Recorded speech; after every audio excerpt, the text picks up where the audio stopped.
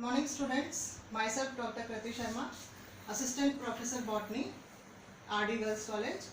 आज मैं आपको प्रोकैरियोटिक सेल के बारे में बताऊंगी। प्रोकैरियोटिक सेल की इलेक्ट्रॉन माइक्रोस्कोपिक स्टडी करने पर ये 2 रीजन्स में डिवाइडेड होता है। पहला रीजन जो कि पेरिफेरी की तरफ होता है उसको हम पेरिप्लाज्म या फिर क्रोमोप्लाज्म कहते हैं। इस रीजन में ग्रैन्युलर, ये रीजन थोड़ा सा ग्रैन्युलर होता है क्योंकि इसमें 70S टाइप का राइबोसोम पाया जाता है, थाइलाकॉइड्स पाए जाते हैं, पिगमेंट्स पाए जाते हैं, इसलिए ये रीजन जो है वो ग्रैन्युलर होता है और थोड़ा सा लेस विस्कस होता है, कम विस्कस होता है। और जो दूसरा रीजन होता है उसको हम सेंट्रोप्लाज्म कहते हैं या फिर न्यूक्लियोप्लाज्म कहते हैं। ये region it is relatively more viscous because incipient nucleus is found in this region. Incipient nucleus जो कि आद्य प्रकार का केंद्रक होता है, इस केंद्रक में केंद्रक कला का अभाव होता है। Nuclear membrane is not found in this region. Nucleoplasm is also not found in this region. Only a circular double-stranded DNA is found in this region, which is without histone protein, जिसमें कि histone proteins का अभाव होता है और इसमें केवल DNA पाया जाता है। क्रोमोसोमल स्ट्रक्चर इसके अंदर नहीं पाया जाता, इसलिए ये रीजन जो है वो इंसिपिएंट न्यूक्लियस कहलाता है या फिर हम इसको जीनोफोर भी कहते हैं। So this is the central portion which is called as centroplasm. Prokaryotic cells में इंटरनल स्ट्रक्चर्स का, इंटरनल जो मेम्ब्रेन स्ट्रक्चर्स होते हैं उनका अभाव होता है। एंडोप्लाज्मिक रेटिकुलम, गोल्गी बॉडी वगैरह इसमें नहीं पाए जाते हैं।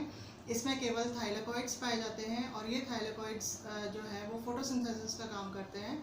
और इसमें जो प्रोकैरियोटिक सेल है उसमें सेल मेम्ब्रेन या प्लाज्मा मेम्ब्रेन की फोल्डिंग्स पाई जाती हैं। इन फोल्डिंग्स को हम मीजोसोम्स कहते हैं, जिनमें कि रेस्पिरेटरी एंजाइम्स पाए जाते हैं। प्रोकैरियोटिक सेल्स में मियोसिस या माइटोसिस का कंप्लीटली इसका अभाव होता है और जो रेस्पिरेशन ये रिप्रोडक्शन है that is either through fragmentation और थ्रू बाइनरी फिशन। अब प्रोकैरियोटिक सेल का एक एग्जांपल हम लेते हैं दैट इज बैक्टीरिया। बैक्टीरिया का हम यहाँ पर एग्जांपल स्टडी करेंगे। बैक्टीरिया जो सेल है, बैक्टीरियल सेल जो है वो it is a unicellular type of bacteria is a unicellular kind of organism और बेसिकली दे आर हेटेरोट्रॉफ्स। ज़्यादातर जो बैक्टीरिया होते हैं वो हेटेरोट्रॉफ्स होते हैं, but some bacteria are also they are autotroph also because they have pigments like bacteriochlorophyll and bacterioviridins. Then इनमें भी बैक्टीरिया में भी इंसिपिएंट न्यूक्लियस पाया जाता है that is circular DNA in which is devoid of any nuclear membrane and this nucleolus। और जो bacteria की जो सेल वॉल होती है वो पेप्टिडोग्लाइकान या म्यूकोपेप्टाइड की बनी होती है। पेप्टिडोग्लाइकान एक पॉलीमर है जो कि शुगर यूनिट्स और अमीनो एसिड से बना हुआ होता है। शुगर जो रेजिड्यूज होते हैं इनमें they are beta linked and they are N acetyl muramic acid and N acetyl glucosamine. इनका एक ये सब मिलकर के एक मैश लाइक स्ट्रक्चर बनाते हैं जो कि प्लाज्मा मेम्ब्रेन के ऊपर की तरफ पाया जाता है और इसको हम सेल वॉल कहते हैं। So the cell wall of bacteria it is made up of peptidoglycan which is a very hard kind of polymer. Next bacteria में जो राइबोसोम्स होते हैं they are of 70S type. 70S type के ribosomes होते हैं। इनकी 2 subunits होती हैं। The larger subunit it is 50S and the smaller subunit is 30S। And इनमें कोई भी दूसरा सेल ऑर्गेनिज्म जैसे कि एंडोप्लाज्मिक रेटिकुलम है और दिस गोल्गी बॉडी है, ये सब इसमें एब्सेंट होते हैं। और जो रिप्रोडक्शन है that is through binary fission. Bacteria में जो रिप्रोडक्शन है वो बाइनरी फिशन के द्वारा होता है। अब मैंने इसका एक डायग्राम बनाया है जो मैं आपको दिखाना चाहती हूँ।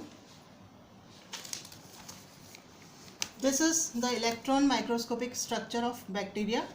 This layer, this is the outermost slime layer which is made up of glycocalyx. Next, this is cell wall made up of peptidoglycan. These are pili Then this is the plasma membrane. These are the enfoldings of plasma membrane, which are known as mesosomes. Here these are inclusions, granules. These are flagellum. One is flagellum.